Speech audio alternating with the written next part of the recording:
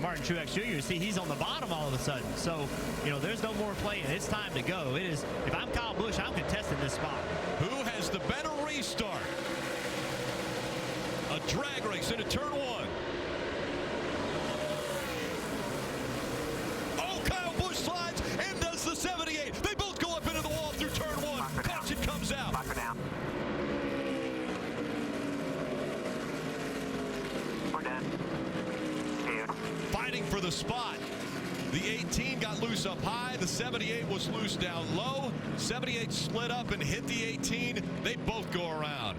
Big flames underneath the hood of Martin Truex Jr.'s car. He jumps out of it.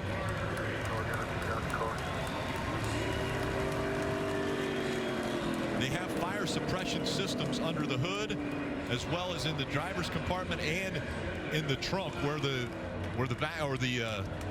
fuel cell is. So that fire suppression system working to put the fire out, but there were some big flames rolling out from underneath the hood. Martin Truex Jr. not happy at all. Well, Rick, it all started, you heard Marty's report. For most of the day, they've been allowing each other. The lead car, the control car, has been taking the outside. The other car has been letting that leader in. Jeff, you said it was time to contest, time to race down into turn 1 side by side, and that is exactly what created this accident. Two drivers trying to win one of the marquee races of the year.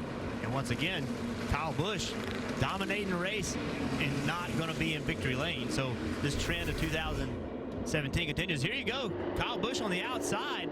Just rolls up on the outside of 78. 78 gets loose, just like we saw Ricky Stenhouse Jr. a minute ago. Got loose, getting in the corner. Could not hold the car on the bottom. Gets in the side of the 18. Ty Dillon, great job not running into the side of Kyle Busch.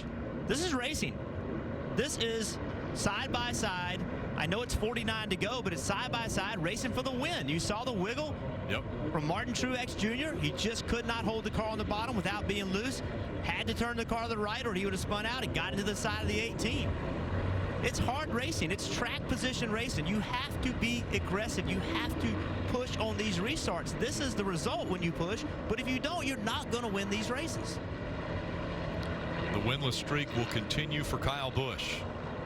It now goes over a year. Look at the rear of that car just fold up. And we had just seen it on the previous restart, Rick. These two cars left the field by 1 second in one lap. They were hands down the two most dominant cars here today, both eliminated. I'm not sure I know who the favorite is now. Is there a new favorite? Anyone else? Well, who's going to step up and seize the opportunity? It's there. It's there for the taking. Coach Gibbs. Joe Gibbs not happy at all. Look at this fire. It's so scary. See the window net come down. Martin Truex Jr. right now, even though he's still moving, he sees that fire. He's unbuckling. He's getting ready to get out of that race car as soon as he can get it stopped. And you never know exactly what it is, but with the hit on the right front, normally what happens, Rick, is something in suspension breaks and either hits a fuel line or an oil line. That looks like, as intense as that fire is, either fuel or oil underneath the hood. And then, as you mentioned, that suppression system is automatic under the hood. And there it goes. goes there. Go off right there. Inside the car, the driver needs to set it off, but under the hood, it's automatic. Really, just like in your hotel room, right? If something goes on fire, it sprays the suppression, puts out the flames. But still, I mean, even with the fire being hot, it's got to be hard to breathe, Jeff, as a race car driver in that. Yeah, it's very hard to breathe. You saw that long cord that was still hooked to Martin Truex Jr. That was a radio cord. It kind of will hold you into the car. You just got to jerk that thing and break it. So the fluid that came out of the car, they're trying to keep that from spreading down the racetrack. So now the conversation starts, right? Why are we racing? You know, now that conversation, because remember, you have Joe Gibbs racing that, you know, helps the 78. They work together in some sorts. Why were we racing at each other that hard? Why were we doing that? We had the two fastest cars. Well, because the two fastest cars, they both want to win. And you cannot sit around and wait for the right time. You have to take that opportunity. You never know when the winning moment's going to come, Steve. And right now, on this restart with 48 to go, you've got to go try to take that lead. Jeff, you're exactly right. Let's listen in. It's time now for today's Fresh Take, brought to you by Subway. We're going to listen in to both the 18 radio and the 78 radio prior to that restart about how important it was that they wanted to get out front. I think we need to race him. You on board with that, Adam? He's driving, man. Absolutely. All righty,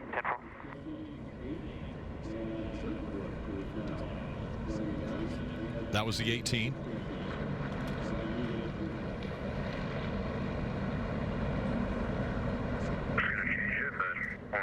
I'll do whatever.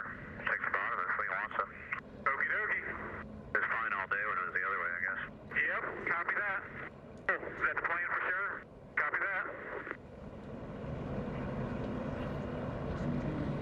that. It doesn't sound like Martin Truex Jr. wanted to go on with that plan. He felt that the plan previously had been working. Well, it's the same story. Martin Truex Jr. feels like there have been multiple restarts where he did not contest the position. So you said it, Jeff. At some point, playing nice has to go out the window. From that radio, it seems that Kyle Busch's opinion of when that should happen and Martin Truex Jr.'s opinion of when that should happen were definitely different. And it will always be different, right? And somebody's got to get to the point and say, look, it's time. And when this happens, now, like I said before we heard these radio broadcasts, that now you're going to start questioning it. Like, why were we doing that? But, you know, when you are a race car driver, you're a crew chief, and you say, okay, now it's time to push that button. Now it's time to try to make more happen. If it doesn't work out, it's easy to point the fingers at you. But that's what winners do. Winners step up at big moments. And by the way, winners can't be afraid to fail. Winners have to be willing to take that risk in order to seize a race. You used the word winners twice there. One driver who is not a winner in 2017 is Kyle Busch. Looking to make it 3 in a row here at the Brickyard 400. That's not going to happen. He has been checked and released from the infield care center. Kyle Busch has 2 winless tracks.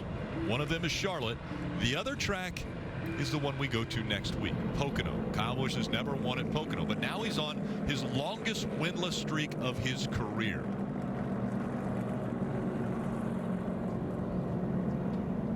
And again, a reminder for those of you tuning in now to NBC, after the race, it will be Sunday Night with Megan Kelly. And standing by with Kyle Busch is Marty. Well, certainly not the way Kyle Busch wanted to end up his Brickyard 400. You had just said on the radio, and you had to deal with the 78 all day long, that it was time to race for it. Any other choice there, Kyle, with 48 to go? I mean, I guess could have continued to play the teammate game and tried to settle it on a green flag pit stop. But if he would be that much faster than me and yard me by 3 seconds in a run with the clean air, then I'd never have an opportunity to be able to pass him back, even if we had a stellar pit stop. So that's the way it goes. Just chalk it up as another one that we figure out how to lose these things by, and it's very, very frustrating. And I hate it for my guys. They build such fast Toyota Camrys, and this Skittles Camry was really good again today, and had one to go out there and put ourselves in the record books for 3 in a row, but not happening. From your perspective, Martin just got loose underneath you, or what happened? I would guess. I don't know. I just was on his outside and got hit, got blindsided and into the fence. So I would imagine that's what it was. You've got to start wondering, and you just mentioned a moment ago, what this team has to do to win races in 2017. Clearly, you had the best car today. Yes. All right, Kyle. With a good perspective, though, and there's the wreck, and obviously very disappointed. He certainly did have the fastest car today and was the car to beat here this afternoon, but out of it early, Rick, surprisingly. You're watching Monster Energy Cup Series racing from Indianapolis. Let's go to Marty. Martin Truex Jr. out of the infield care center. I want to get your perspective on what happened on that restart and that wreck. I just got loose and wrecked him. I mean, it was totally my fault. Didn't really know what to expect in that position. Didn't really realize he was going to drive in that deep and suck me around. So, I got to take the blame for that one. Obviously, it was my fault. So, hate it for Kyle. He had a great car. We did as well. But that's racing. So, glad I was able to get out. The fire was bad, and had no brakes. Had to run into the wall a second time just to try to get the thing stopped so I could get out. So, fortunately, I'm okay, and we'll live to race another day. we're certainly glad you're okay. But Kyle had said at that point, and I think you had agreed too, 49 to go. Any other choice than to race each other because you guys have been playing nice on restarts all day long? Yeah, we worked well together, and you know, that's the hard part about this stuff is when it's time to go, and I feel awful. I just made a mistake, so definitely should have picked the outside, and you know, all would have been fine, I guess. But you know, it's just the way it goes, man. Hate it for auto owners, everybody involved, everybody at Furniture Row. We had an awesome car today, and you know, we got out front. You know, I don't think they were going to be able to beat us, but you know, mistake on my part took us out of it. So we'll get them next week. Rick,